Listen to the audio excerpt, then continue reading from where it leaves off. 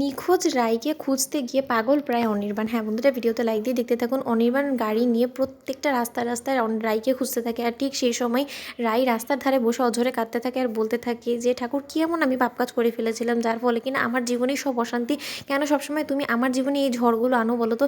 আমি তো এই ঝড়গুলো সামলাতে সামলাতে এখন ক্লান্ত হয়ে গেছি, আমি আর পারছি না ঠাকুর। এই জীবনের প্রতি আমার এখন একটা অতিষ্ঠতা তৈরি হয়ে গিয়েছে, আমি আর এই অতিষ্ঠতা নিয়ে বেঁচে থাকতে চাই না ঠাকুর। তুমি কোনো একটা ব্যবস্থা করে ফেলো, আমাকে তোমার কাছে নয়তো বা আমার বাবার কাছে নিয়ে যাও ঠাকুর। আমার পক্ষে আর সহ্য হচ্ছে না, এই পৃথিবীটা হয়তো বা আমার জন্য নয়তো বা আমি এই পৃথিবীর জন্য একদমই পারফেক্ট নয়, কারণ আমি তো কাউকেই সুখে রাখতে পারছি না। একের পর এক অশান্তি হয়েই চলেছে, আর আমার জন্য আমার আশপাশে থাকা সকল মানুষকেও ভুগতে হচ্ছে। তার থেকে বরঞ্চ ভালো আমি মরেই যাই। তখন এই কথা বলা মাত্রই রাই বলতে থাকে যে এরকম করে চোখের জল ফেলার কী বা লাভ হবে, কারণ আমার নিজের কপালের লেখাটা তো আর আমি কোনো মতে মুছে দিতে পারবো না। যা আমার কপালে লেখা আছে সেটা তো আমাকে ভুগতে হবেই, তাই না? যদি হয়তো বা ঠাকুর তুমি এটাই লিখে থাকো আমার কপালে যে আমাকে চিরতরে জীবনের শেষ নিঃশ্বাস পর্যন্ত এরকম করে কষ্টই পেয়ে যেতে হবে, তাহলে আমি সেটাকে অ্যাকসেপ্ট করে নেব।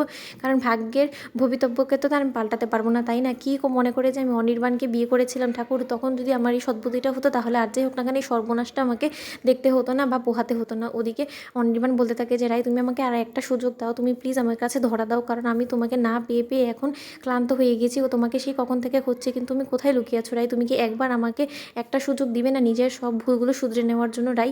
ওদিকে রাই বলতে থাকে যে না, এরকম করে তো জীবন থেমে থাকবে না, কারণ আমাকে নিজের জন্য না হলেও তো আমার পরিবারের জন্য আমাকে লড়াই চালিয়ে যেতে হবে। আর তার জন্য সবথেকে প্রথম যে কাজটা আমাকে করতে হবে, আমাকে একটা মাথার গোঁজার ঠাঁই খুঁজতে হবে, আর ঠাঁই খোঁজার জন্য আমাকে একটা চাকরির প্রয়োজন হবে, আর সেই চাকরির প্রয়োজনে আমাকে নেমে পড়তে হবে, নয়তো বা আমি আমার পরিবারকে কোনো মতে সচ্ছল অবস্থায় রাখতে পারবো না। আর আমি তো আমার বাবাকে কথা দিয়েছিলাম যে আমি যে করেই হোক না কেন এই পরিবারের দায়ভার কোনোদিনও এড়িয়ে যাব না। আর আমি মাকেও তো একই কথা বলে বাড়ি থেকে বেরিয়েছি, তাই না? তাহলে আমি আমার দায় কী করে এড়াবো?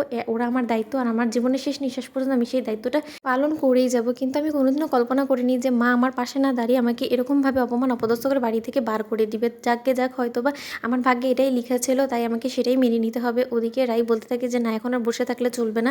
ওদিকে অনির্বাণ বলতে থাকে যে রাই তুমি প্লিজ আমার কাছে একবার ফিরে আসো রাই, আমি আর কোনোদিনও তোমার উপরে মিছিমিছি এরকম সন্দেহ করবো না, আর অন্য কোনো মানুষকে আমাদের মধ্যে জায়গা দিব না, কেউ আমাদের দিকে আর আঙুল তুলে আমাদের মধ্যে সন্দেহ তৈরি করতে পারবে না রাই। আমি তোমাকে কথা দিচ্ছি, তুমি প্লিজ একবার আমার কাছে ফিরে আসো, আমি তোমাকে ছাড়া বাঁচবো না রাই। আমি এখন পুরোপুরি বুঝে গিয়েছি যে আমি তোমাকে ছাড়া অচল, আমি তোমাকে ছাড়া বাঁচা তো দূরে থাকে, আমি শ্বাস পর্যন্ত নিতে পারি না, তোমাকে ছাড়া আমার দম বন্ধ হয়ে আসছে রাই।